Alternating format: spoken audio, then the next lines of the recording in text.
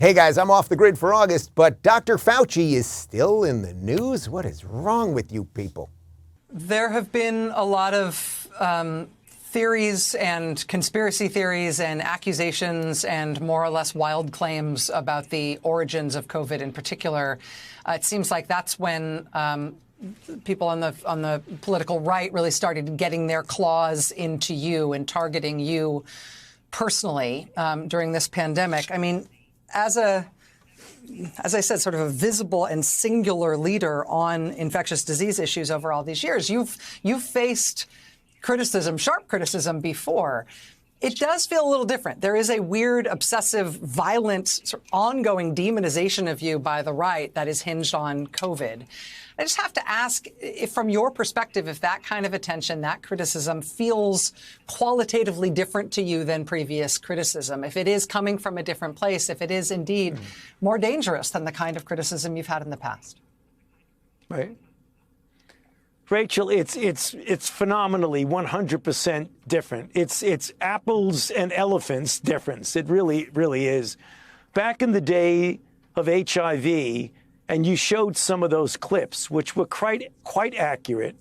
What we were doing in the federal government, we were being too rigid and restrictive in a disease that needed a great deal of flexibility and input from the community, the AIDS activists that you saw on the clips that you showed.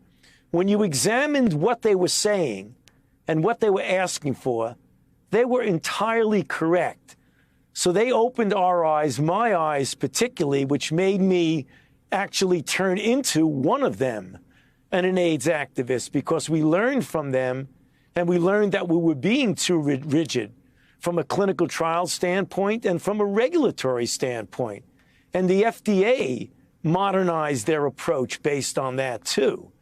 What we're dealing with now is just a distortion of reality, Rachel. I mean, conspiracy theories which don't make any sense at all, pushing back on sound public health measures, making it look like trying to save lives is encroaching on people's freedom.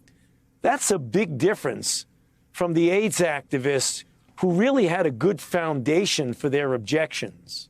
Having been the target of this kind of really specific, really different attack, do you have insight into what we ought to do to protect public officials like yourself and to try to be more rational about this stuff as a country?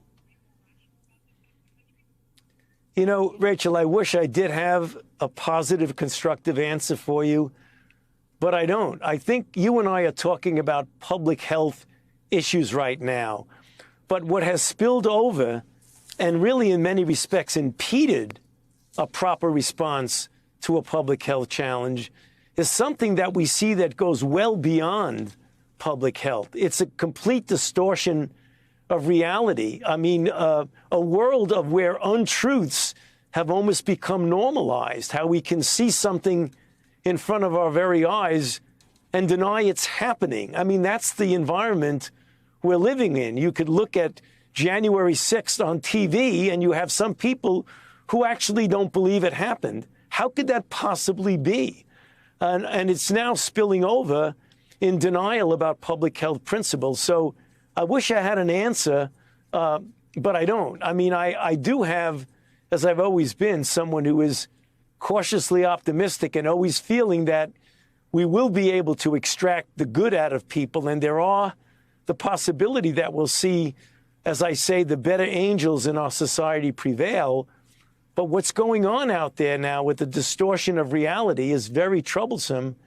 And I don't have an answer for it right now, but it certainly is interfering with the proper approach to a public health challenge.